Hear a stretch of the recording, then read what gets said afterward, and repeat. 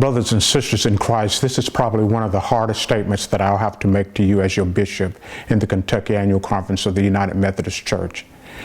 And I make this statement because of the fast-moving and ever-changing world that we live in, considering the COVID-19 virus. Because things have been moving and changing so quickly, as your bishop, I strongly want to urge you to cease from public worship and gatherings for the next 2 weeks. I know that this goes against a previous statement that we've made about allowing churches to determine what they like to do.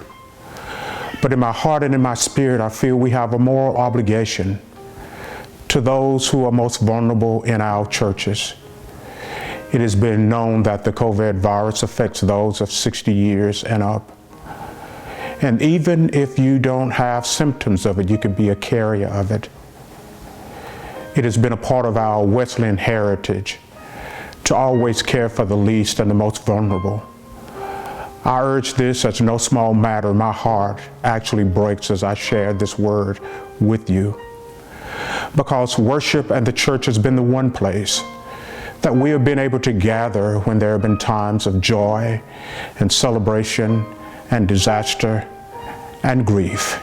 And so as a passionate spiritual disciple, not just as a bishop, but as a follower of Jesus Christ, I urge you to make it possible that we together as a community of faith can work together to slow down this virus and continue to value the sacredness of life. Again, this is never anything that's easy to do. And I've not made this decision in a vacuum. But I've spent just in the last few hours conversations with my extended cabinet. And I've watched and monitored the words of my fellow bishops and our whole council and our whole connection. And we are a connectional people. And we can do this together and honor Christ through helping the most vulnerable and not weighing down our health system. And we do this now. And I know that God will bless us in the future. Thank you so much for taking this time out just to hear me out. As I've attempted to share my heart, there's so much more that I wish to say to you. But again, my heart is heavy because I know how important worship is.